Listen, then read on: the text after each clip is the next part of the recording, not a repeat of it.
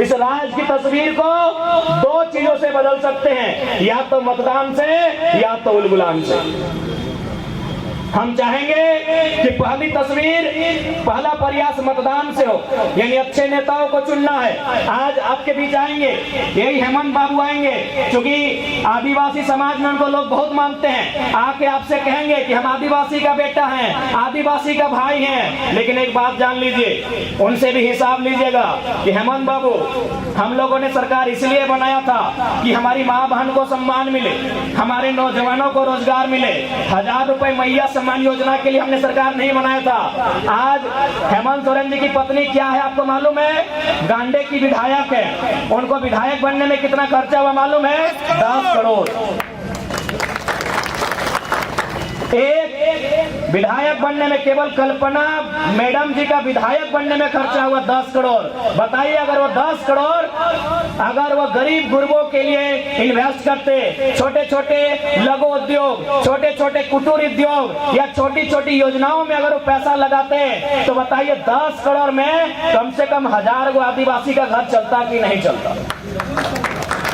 ये केवल बताते हैं कि हम आदिवासी का बेटा है, आदिवासी की सरकार है, लेकिन हमको लगता है आदिवासी की सरकार नहीं, सरकार में केवल उनका परिवार है।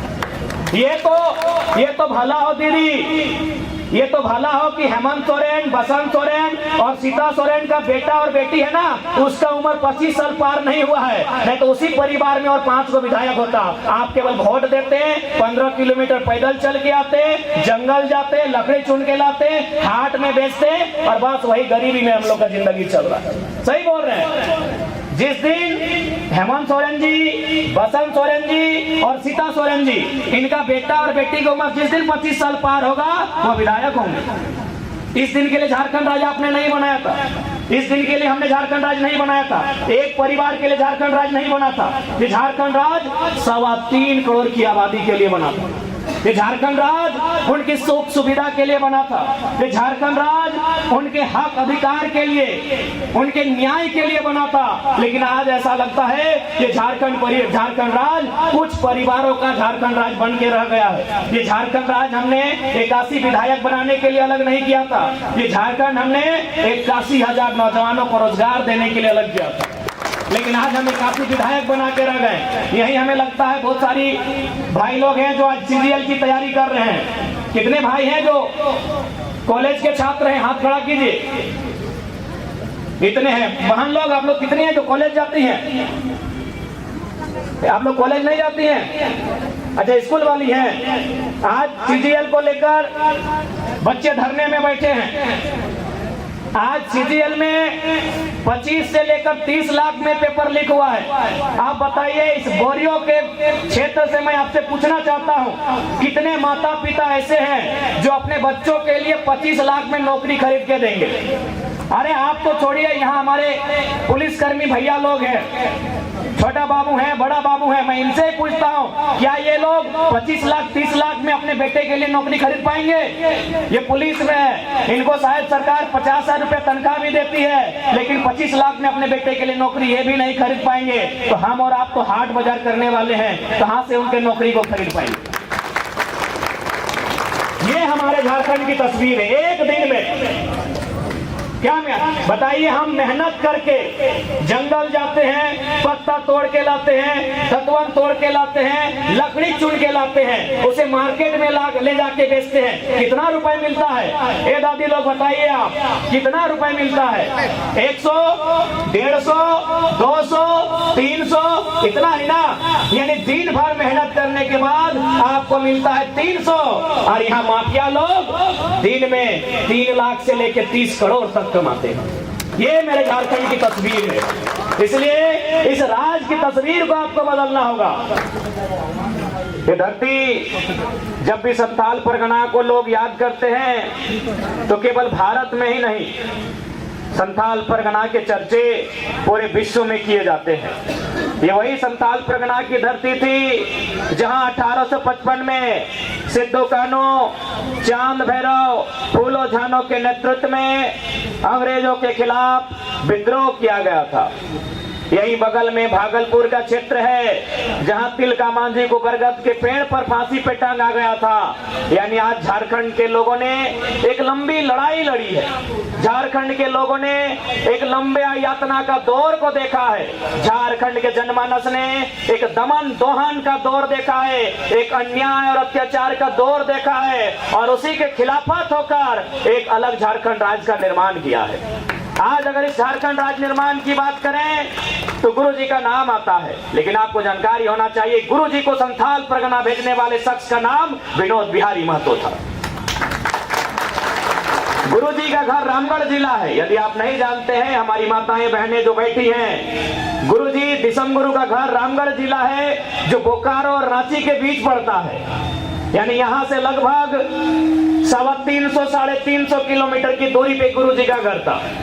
गुरु जी की मुलाकात एक दिन एक वकील से होती है। गुरु जी का कोई केस का मामला था, कुछ लोगों ने गुरु जी को सताने का काम किया था, उनकी जमीन को लूटने का काम किया था, जैसा आज आदिवासियों के साथ आज भी हो रहा है। आज भी हमारी जमीन लूटी जा रही है, आज भी बड़े अधिकारी हमारी बात नहीं सुनते हैं, आज भी पूंजीपति लोग हमें सताने का काम करते हैं। तो ठीक ऐसा ही हुआ था किनके साथ? गुरु दिसम गुरु शिबू सोरेन जी के साथ। तो उन्होंने प्रयास किया कि भाई केस से, क्योंकि उन्होंने सुने उसके बाद बड़ा अच्छा हिसाब लिया था जिन्होंने उनके साथ अन्याय किया था, तो उनको लगा कि अब हम कहीं पुलिस की गिरफ्त में ना हो जाए, तो इस गिरफ्त से बचने के लिए हमें एक अच्छा वकील की आवश्यकता है। और उस समय विनोद बिहारी महतो एक बहुत नामी वकील हुआ करते थे। तो विनोद बिहारी ने गुरु जी को एक ही संदेश भिजवाया था कि देखिए शिबू जी, यदि आप किसी तरह बलियापुर आ गए, विनोद बाबू का घर है बलियापुर, उनका घर है गोला, यानी गोला से बलियापुर की दूरी भी लगभग 100 किलोमीटर से ज्यादा है। तो गुरु जी को एक संदेश दिया कि आप किसी तरह जंगल के रास्ते अगर बलियापुर आ जाते हैं तो आपको बचाने का जिम्मा हमारा होगा।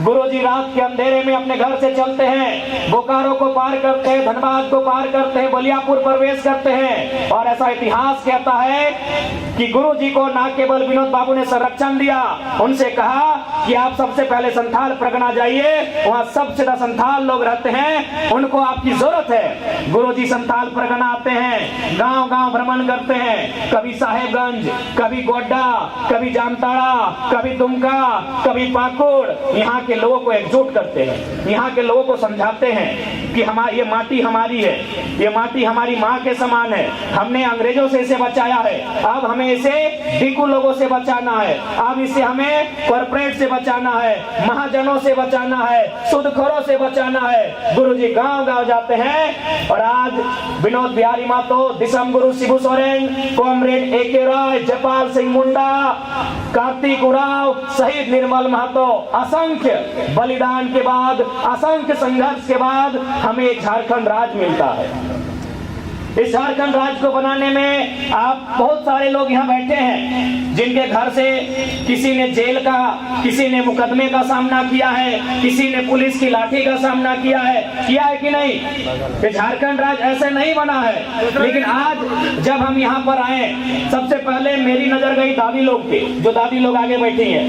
हाँ दादी, आपके ऊपर मेरी सबसे नजर, मैंने आपको देखा कि आज भी इस उम्र में भी आप हाट बाजार आए हैं। क्या लेके आए हैं दादी? पत्ता लेके आए हैं, दोना लेके आए हैं, यही ना बेचने आए हैं? मेरी सबसे पहली नजर दादी लोग के पास गई जो आज 60 साल की उम्र में, 70 साल की उम्र में, जिस उम्र में इन्हें घर में अपने नाती को, अपने पोता को गोद में खिलाना चाहिए था, आज भी झारखंड की आदिवासी महिलाएं आज 15 किलोमीटर, 20 किलोमीटर, 5 किलोमीटर पैदल चल के हाट आती है। कोई पत्ता बेचने आती है, कोई दोना बेचने आती है, कोई दतवन बेचने आती है। बताइए, इससे ज्यादा आप कुछ बेचते हैं क्या? क्या हमने इसी दिन के लिए झारखंड राज्य लिया था? बताइए, आप ही बताइए कि हमने इसी दिन के लिए झारखंड राज्य लिया था? आज भी झारखंड की एक आदिवासी महिला 70 साल 80 साल की उम्र में दतवन बेचने का काम कर रही है, आज भी दोना बेचने का काम कर रही है। और चलिए, हमारा धनबाद बोकारो, बड़े बड़े बिजनेसमैन, बड़े बड़े उद्योगपति, बड़े बड़े माफिया एक दिन में अरबों का कोयला बेच रहे हैं। ये हमारी झारखंड की तस्वीर है। आदिवासी राज बोलने से आदिवासी राज नहीं होता है। इस राज्य में सीएनटी कानून है, संथाल परगना में एसपीटी कानून है। एसपीटी कानून का मतलब है आपकी जमीन को कोई खरीदे ना, आपकी जमीन की बिक्री ना हो, क्योंकि अंग्रेजों के काल में चाहे भगवान बिरसा मुंडा की बात रहे, तिलका मांझी की बात रहे, बुद्धू भगत की बात रहे, रघुनाथ महतो की बात रहे, या शेख भिखारी की बात रहे, टीके तुमराव की बात रहे, जिन्होंने इस राज्य के लिए अपना बलिदान दिया है, उनका एक ही नारा था कि जमीन हमारी है, हम खजाना नहीं देंगे। ये जमीन हमारी है, इस जमीन में हम खजाना नहीं देंगे। ये जमीन हमारी है, हम खजाना नहीं देंगे। सिद्धू कान्हो की बात रहे, चांद भैरव की बात रहे, चांद को महतो की बात रहे, या फूलो छानो की बात रहे, एक ही नारा गूंजा था कि हमारी जमीन है, इस जमीन पे हम खजाना नहीं देंगे। यानी हमारे लिए सबसे इंपॉर्टेंट क्या है? जमीन है। जमीन से बड़ा कुछ नहीं। आज हमारे बाद इस जमीन पर हमारी आने वाली पीढ़ी खाएगी, उनके चले जाने के बाद उनकी आने वाली पीढ़ी खाएगी कि नहीं? देखिए माताएं बहनें, हमारे अभिभावक, संपत्ति दो प्रकार की होती है। और यहाँ जितने लोग आए हैं, चाहे मीडिया के कर्मी हो, चाहे मंच में हमारे नेतागण हो, चाहे बगल में हमारे पुलिस वाले भैया लोग हैं, चाहे आप जो नीचे बैठे हैं हाट बाजार करने वाले, सबकी इच्छा होती है संपत्ति अर्जित करने की, कि मेरा कुछ संपत्ति बने। संपत्ति दो प्रकार की होती है। चल संपत्ति, चल संपत्ति का मतलब ये मोबाइल, ये छाता आपका चल संपत्ति है। ये जो आपने नाक में पहनना है, गले में पहना है, ये चल संपत्ति है। आपके जेब में जो बटुआ है वो चल संपत्ति है। आप जिस गाड़ी में भी महंगी महंगी गाड़ियां, ये चल संपत्ति है, इसका ठिकाना नहीं है। आज अगर बोरियों में है तो कल दुमका में मिलेगा। एक ही चीज का ठिकाना है, ये जमीन का टुकड़ा आज भी बोरियों में है और 100 साल बाद भी बोरियों में रहेगा।